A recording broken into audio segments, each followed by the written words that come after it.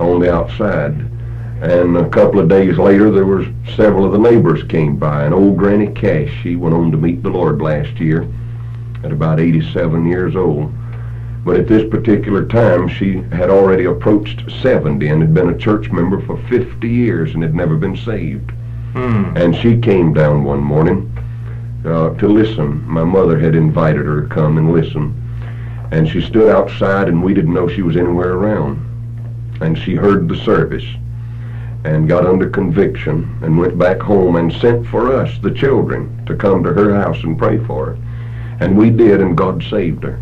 And she had the testimony even when she died. I wasn't there with her, but I went to see her a few weeks before she died, and she told me that as a result of that meeting in the barn when I was 10 years old, that God had saved her and she was going to heaven on the strength of that. And of course it made me feel good to know that. And I have a first cousin now that's a Wesleyan Methodist minister that was saved in that particular meeting, and he's a Wesleyan Methodist minister at present. And we have a Freewill Baptist minister that was saved in that meeting when he was just a child. And we also have several other church workers. My brother is Sunday school superintendent, and he was saved in that revival when we were all children. My sister is a pianist and helps with the choir work, and she was saved in that meeting. And just different ones that I could continue to name, that it would take too much time.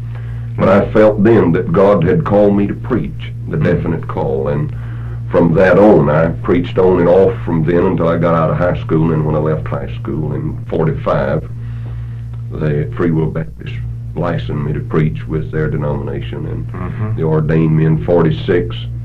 And I was an evangelist most of the time. During that time, I pastored a church in Anderson, South Carolina for a while, for 2 years, and lived in the parsonage next door, and they paid me $6-7 a week to preach, and I'd preach and work on the side, and enjoyed it very much. Oh my. One of your favorite verses, Ray, I believe, is found in Philippians chapter 1. Yes, it has long been a favorite of mine, but has meant more to me, I think, during this time than anything else.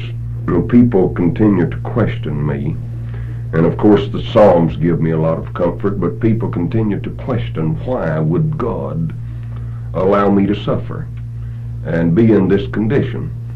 And even though the doctors say I'm a living miracle, and even though they're fixing a pump now and hope to have it ready by spring so they can operate on me and bypass that ventricle while they perform the surgery, and we're looking forward to that, and they think that I might have at least an 85% chance of being perfectly normal afterwards. That's really something to look forward to. But actually my trust is in God. I know that my help cometh from the Lord, and that's the only place that I can get help from. And I'm looking to God to work things out for His glory. But they continue to question me why all of this would happen.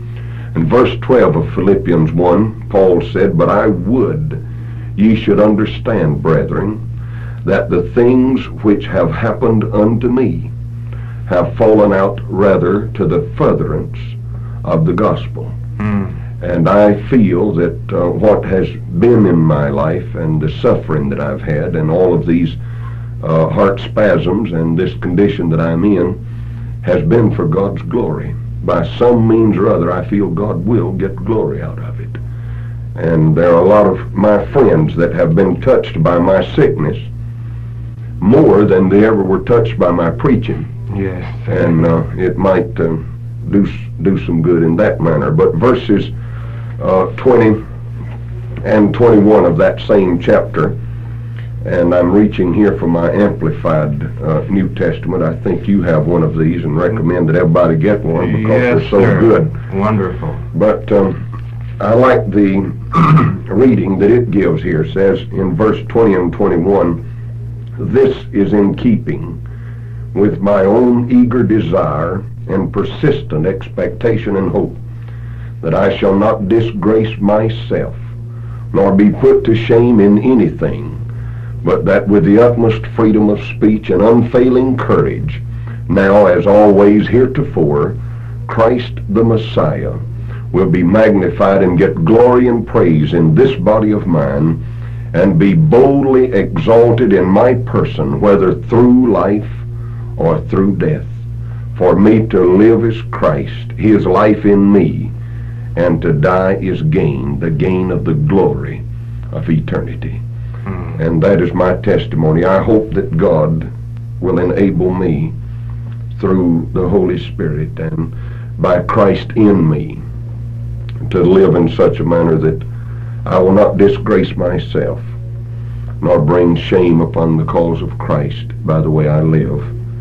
And even now, after I have had this information of my heart being in this terrible condition and that I need to slow up, I want to continue with unfailing courage and freedom of speech as always to try to glorify Christ. For me to live is Christ, and to die would be my gain. And if I should die and pass on, I don't want people to feel sorry for me, because I feel that with D.L. Moody, when you hear that Ray is dead, don't believe it. I've just begun to live. For to me, I've made a study of death in the past few months, and to die is not to cease to exist, but just to begin to exist. Death is not the end, but the beginning of a more glorious life to those who have Christ in their heart and their life and received him by faith.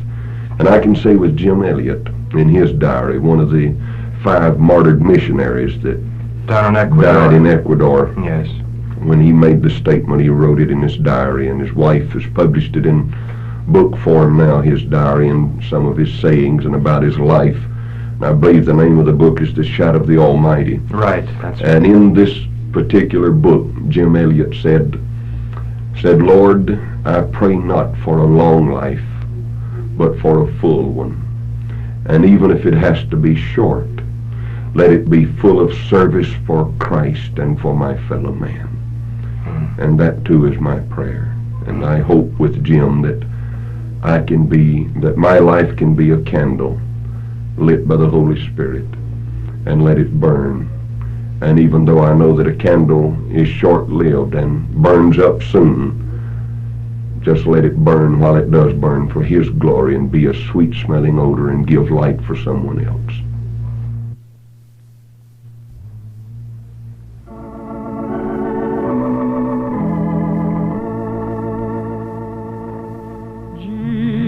My Lord will love me forever.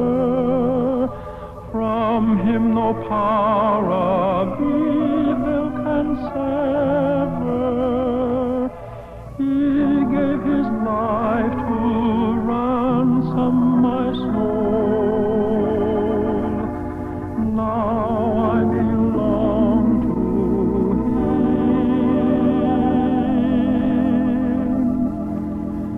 Now I belong to Jesus. Jesus belongs to me. Not for the years of time alone,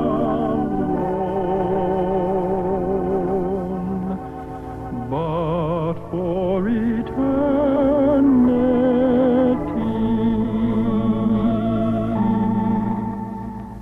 You have just heard the final program of the Gospel Truth Broadcast.